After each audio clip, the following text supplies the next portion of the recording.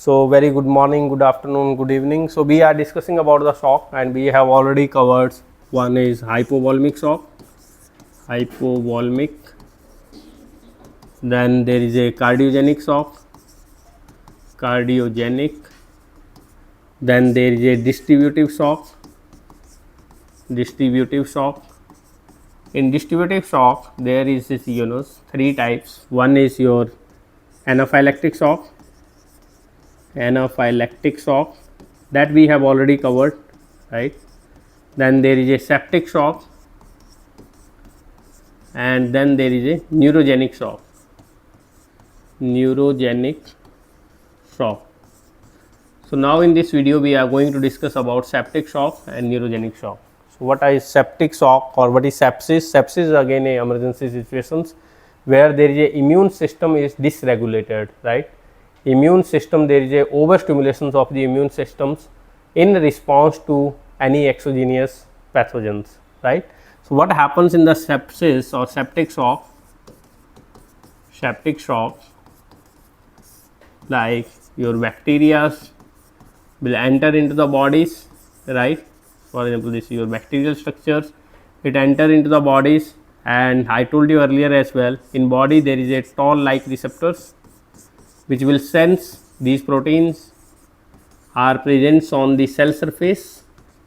Toll like receptors are these proteins which are present on the cell surface, right? This is your TLR, that is the one of the example of pattern recognition receptors. So these proteins will sense this bacteria that this is the exogenous substances and going to activate further TLR dependent signaling pathways or independent signaling pathways, and these pathway is going to release like MAP kinase or NF kappa B, and these molecule is going to act on the nucleus, going to stimulate the nucleus, and this nucleus is going to release lot of cytokines. So lot of cytokines will do the shock, right? Distributive shock. What is distributive shock? In distributive shock, your capacity of cardiovascular system is going to increase significantly. So when your capacity is going to increase, so your venous return will not maintain, your cardiac output will not maintain, right? So in these cases, what drugs you have to give? Of course, you have to maintain blood pressure, heart rate, pulse rate, all these parameters you have to be maintained.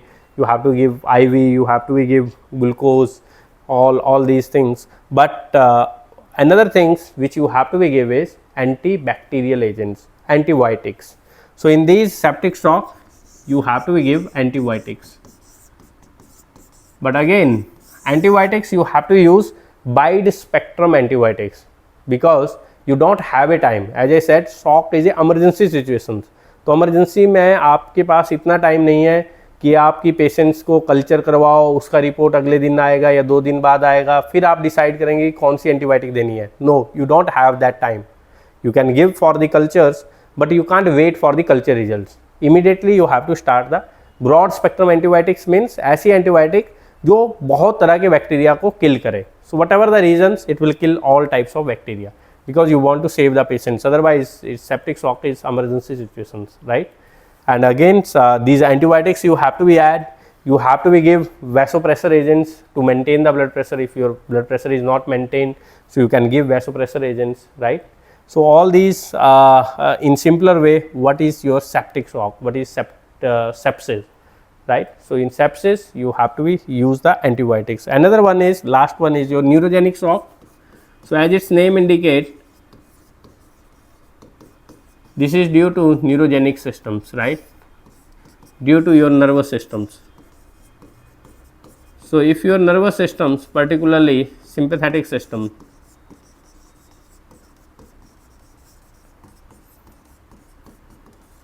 if your sympathetic system is going to fail or it's going to decrease the activity, if your sympathetic system activity is going to decrease, so what will happen? So your blood pressure will not maintain, right?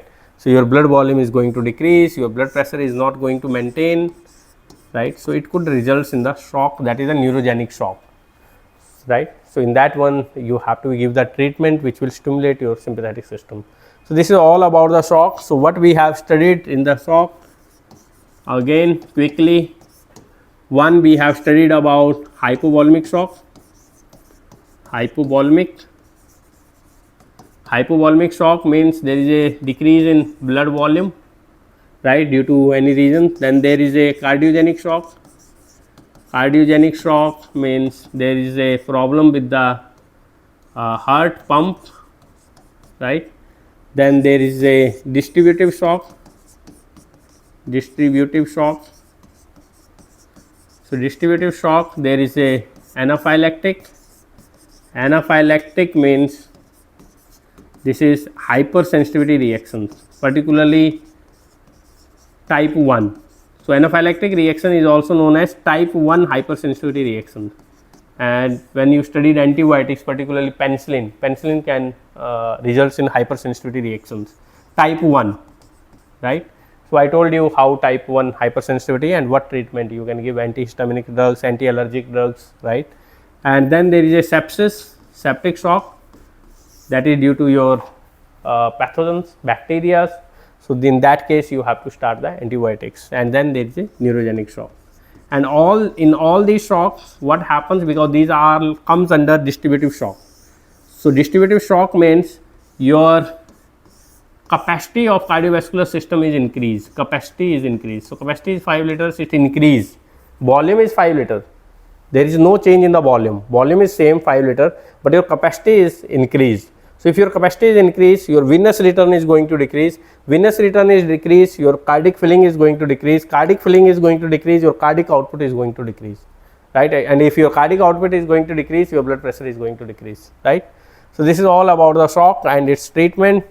So thank you. Next video we will discuss about next unit with respect to blood and blood systems. Thank you.